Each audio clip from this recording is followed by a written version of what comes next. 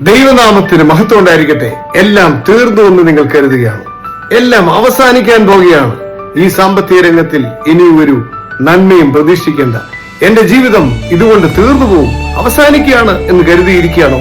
എന്നാൽ നിങ്ങളോട് ഒരു സദ്വർത്തമാനം പറയട്ടെ. ഫിലിപ്പിയ ലേഖനം 1:4 ഇപ്രകാരം എഴുതിയിരിക്കുന്നു: നിങ്ങളിൽ നല്ല പ്രവൃത്തി ആരംഭിച്ചവൻ അവന്റെ നാളോളം, ദൈവത്തിന്റെ നാളോളം അതിനെ പൂർത്തീകരിക്കുവാൻ ദൈവം ശക്തനാണ്.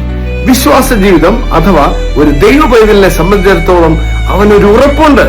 ഇതെന്റെ പദ്ധതിയല്ല, ഇത് ദൈവത്തിന്റെ പദ്ധതിയത്രേ. ഒരു നാടകത്തിന്റെ മധ്യത്തിൽ വെച്ച് കർട്ടൻ വീഴുമ്പോൾ ആരും എഴുന്നേറ്റ് പോകാറില്ല. കാരണം അവർക്കറിയാം, ഈ വീണ കർട്ടന്റെ പുറകിൽ അടുത്ത രംഗം ഒരുങ്ങുന്നു. ഇങ്ങനെ കേൾക്കുന്നവരോട് പറയട്ടെ, നിങ്ങളുടെ ജീവിതം തീർന്നു പോകത്തില്ല. നിങ്ങളുടെ തീർന്നു എന്ന് കരുതിയെടുത്ത് ദൈവം, സ്വർഗത്തിലെ ദൈവം അടുത്ത രംഗം നിങ്ങൾക്ക് വേണ്ടി ഒരുക്കിക്കൊണ്ടിരിക്കുകയാണ്. ഖനാൻ ദേശത്തേക്ക് ഇസ്രായേൽ മക്കളെ കൊണ്ടുവന്നപ്പോൾ അവരുടെ മുമ്പിൽ ചെങ്കടൽ വന്നു. അവരുടെ പുറകിൽ ഫറവോൻ സൈന്യം, അതിബൃഹത്തായ ശക്തി, സൈനിക ശക്തി അവരുടെ തൊട്ടു പുറകെ വന്നപ്പോൾ അവർ കരുതി, ഈ രാത്രി ഞങ്ങളുടെ അവസാന രാത്രിയാണ്. മുൻപിൽ ചെങ്കടൽ, പുറകിൽ ഫറവോന്റെ സൈന്യം. അവർ കരുതി, ഈ രാത്രി ഞങ്ങളുടെ അവസാന രാത്രിയാണ്. പ്രിയമുള്ളവരെ, അവർ അറിഞ്ഞില്ല അവരുടെ അവസാന രാത്രി അല്ലായിരുന്നു. അവരെ പിന്തുടർന്ന് ഞെരുക്കി, ഭാരപ്പെട്ട്, ഭയപ്പെടുത്തി കൊല്ലുമെന്ന് വാദിച്ച ഫറവോന്റെ രാത്രി അവസാന രാത്രിയായിരുന്നു.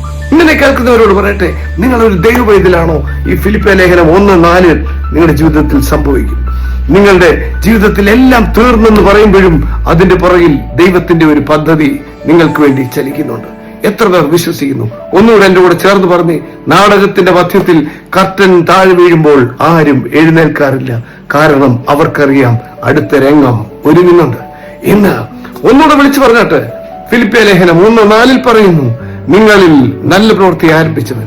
ഒന്നുകൂടെ വിളിച്ചു പറ, അല്ല, എന്നിൽ നല്ല പ്രവൃത്തി ആരംഭിച്ച ഒരു ദൈവം തമ്പുരാനുണ്ട്. അവൻ അവന്റെ നാളോളം എന്റെ ജീവിതം അവൻ മുൻപോട്ട് കൊണ്ടുപോകും.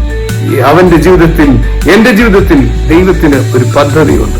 ഇന്ന് ധൈര്യത്തോടെ പറഞ്ഞാട്ട്, ഈ പ്രതികൂലത്തിൽ ഞാൻ തീർന്നു പോകത്തില്ല, ഈ പ്രതിസന്ധിയിൽ ഞാൻ വീണു പോകത്തില്ല. ഇതിന്റെ പുറകിൽ ദൈവം ഒരുക്കിയ ചില രംഗങ്ങൾ എനിക്ക് കാണുവാനുണ്ട്, എനിക്ക് മുൻപോട്ട് പോകുവാനുണ്ട്. കർത്താവ് എല്ലാവരെയും അനുഗ്രഹിക്കട്ടെ.